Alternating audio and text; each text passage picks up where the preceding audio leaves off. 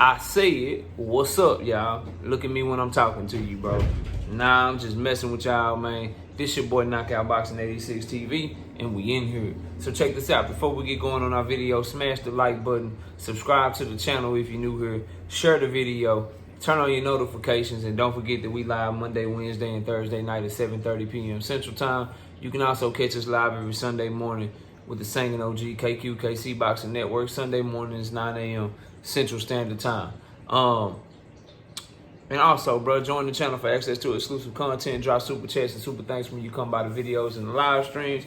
And, hit me up, bro. If you want to debate, knockoutboxing86@yahoo.com is the email. Let's get it cracking, though, bro.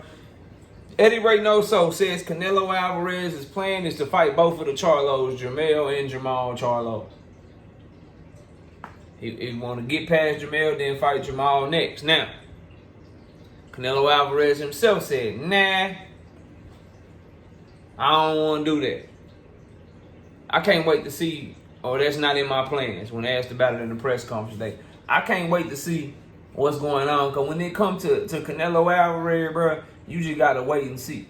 And usually what he say he going to do, or what he say he not going to do is the opposite, bro. So before y'all get under my comments talking about, well, Canelo said he not fighting Jermall, I don't even know why you making this video. That's how Canelo, that crybaby ass fans sound like crybabies to me, bro. That's what you sound to me. You sound like to me. But let's just keep it 100. Like Canelo told y'all he wanted the Dimitri Bivol rematch so bad. Is he fighting Dimitri Bivol? After the second Triple G fight, Canelo Alvarez told y'all ass, I'll never fight Triple G again.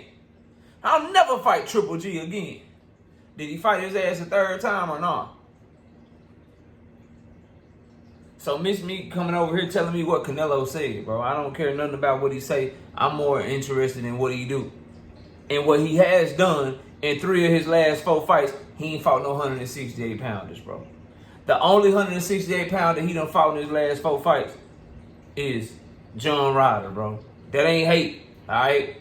That ain't hate. And if he decides to fight Jermall Charlo after fighting Jermell Charlo, that'll mean 80% of his last 5 fights he will have fought somebody that's not 168 pounders. And this is my problem with Canelo Alvarez and his fans, bro. Y'all be full of shit. And y'all support any and everything that he do. And you don't give him constructive criticism when necessary. This man is the undisputed 168-pound champion. And 75% of his last 4 fights have been against people that ain't at 168 pounds. The man moved up, fought Dimitri Bivol while he was a 168-pound undisputed champion. The man came down, fought Triple G, who never fought at 168 pounds in his life. Moved him up to 168 pounds. Gave him a shot.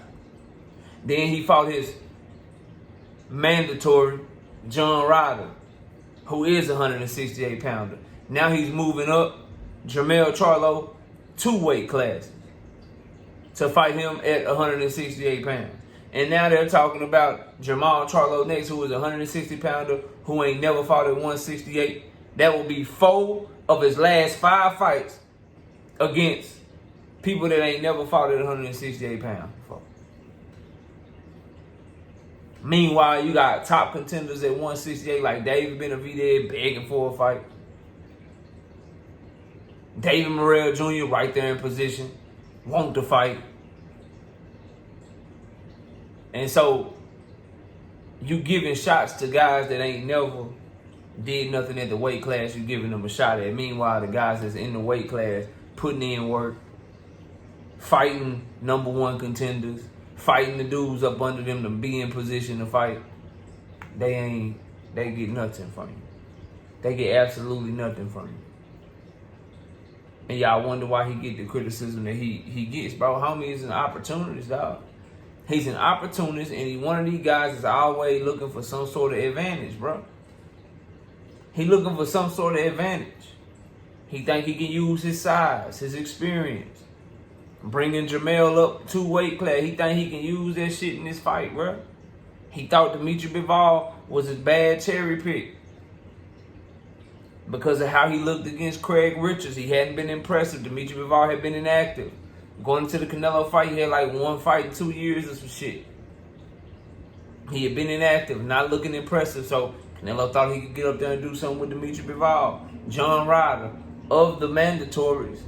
When you look at who's number one in the WBA, the regular champion David Morrell Jr. Who's number one in the WBC? David Benavidez. Interim champion David Benavidez. Who was number one in the WBO? John Ryder. Of those three, two of them are undefeated knockout artists. One of them is a guy who's basically a journeyman that lost 5 times. And he got put in that position because the guy that he was fighting broke his hand and quit. Zach Parker was fighting very well in the fucking John Ryder fight. He broke his hand and he quit. And that's how John Ryder became Canelo Alvarez mandatory. These are the things that media and Canelo Alvarez fans like to leave out of the conversation, bro. And that's why I get so frustrated with some of y'all, bro. Because this shit is unacceptable. If Devin Haney, for instance,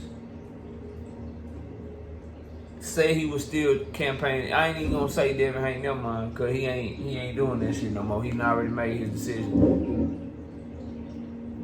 Who's another one?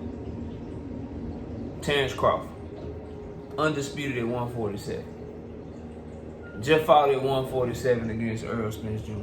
If Terrence Crawford move up, fight Tim Tszyu, move back down to 147, bring up Josh Taylor to give Josh Taylor a shot.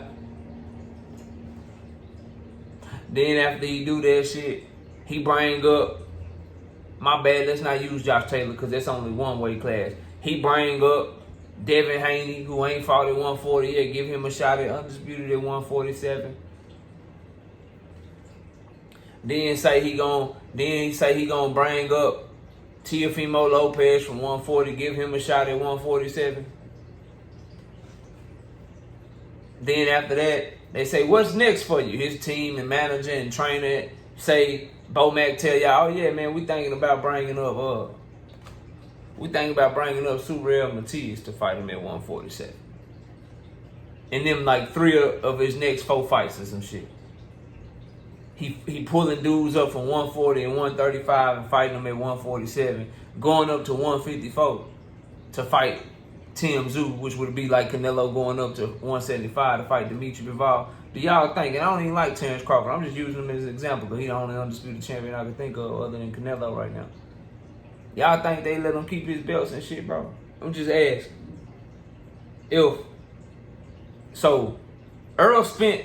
Terrence Crawford gets undisputed against Errol Spence like Canelo Alvarez gets undisputed against Caleb Plant. Then Terrence Crawford goes up and fights Tim Tszyu for the belt that Jermell Charlo is vacating at 154. Like Canelo went up to fight Dimitri Bivol at 175. Then Terrence Crawford comes back down to 147 and pulls up Josh Taylor.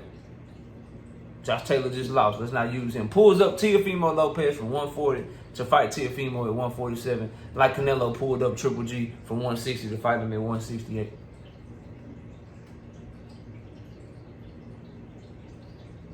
Then after that, he fights Alexis Rocha as the WBO 147-pound mandatory, kind of like Canelo fought John Ryder as 168 WBO mandatory at 168. Then after that, Terrence Crawford fights fucking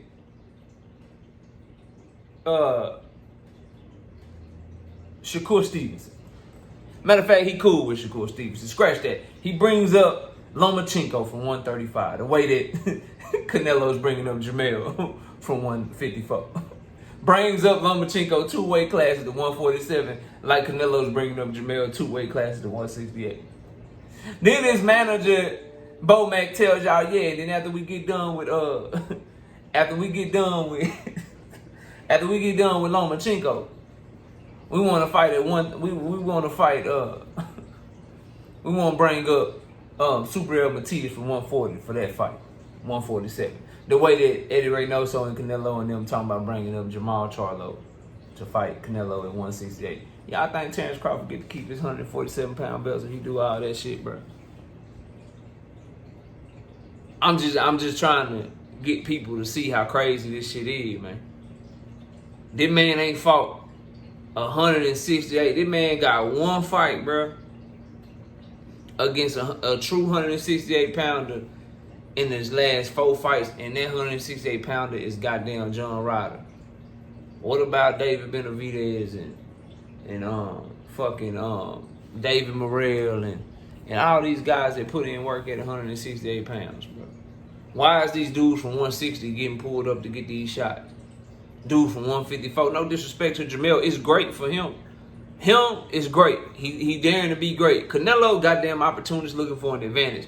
It's two different things. Call it undisputed versus undisputed all you want to. One dude said, fuck advantages, I'm going to go get this shit.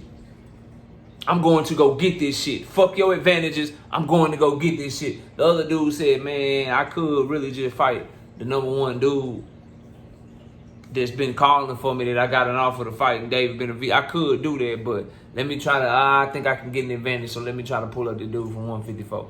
And then after that, do they want David Benavidez? Nah, they talking about Jermall Charlo. Like, bruh, the shit's sad, bro. The child just rock with this shit, make it okay, and expect nobody to talk about it. Now, everything I just said in this video, the only hypothetical that I gave y'all was giving y'all the Terrence Crawford example. But there are no other hypotheticals in this video.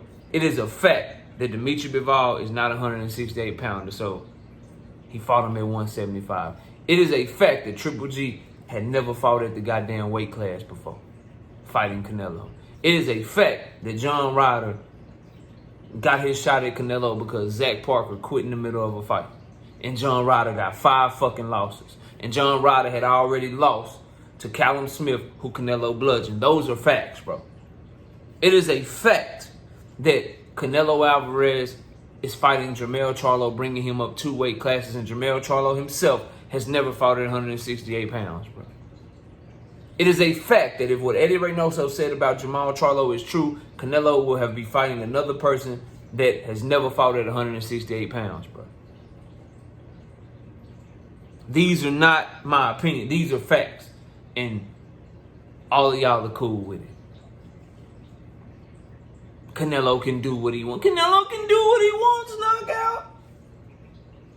Anybody that's asking me to pay for pay-per-view, anybody that's demanding 25, 30, 35, 40, 45, $50 million paydays, shouldn't the expectation be that they fight the best from their weight class?